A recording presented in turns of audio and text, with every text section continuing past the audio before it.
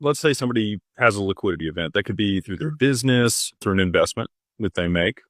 Hopefully here in crypto, we're going to see some of that. We've already seen a little bit of it.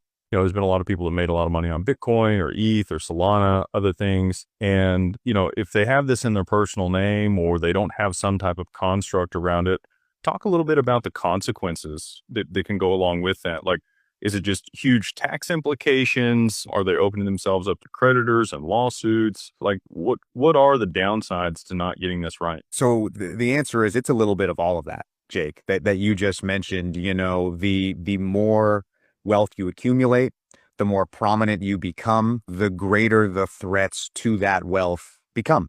And that's just the way of the world. And so I'll break it down into two categories. You hit the nail on the head with the first one. So today I'm going to speak about asset protection and tax protection, which are very different things. Getting back to that asset protection. So that's what we would refer to as, you touched on it, creditors, judgments, liens, frivolous lawsuits, things like that. And it's a reality of the world that we live in that, again, just as I said, as you accumulate wealth and more people become aware of that wealth, those things are simply going to become more prominent. And many of them are frivolous.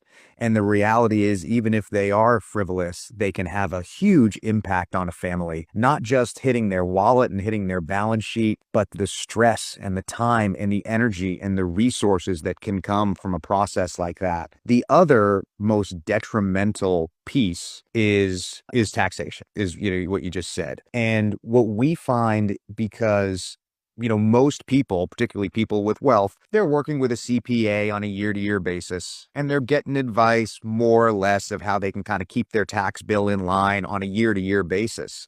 But in my experience and what I've seen, where the damage is really done is when assets are passing from generation to generation. It's that estate tax liability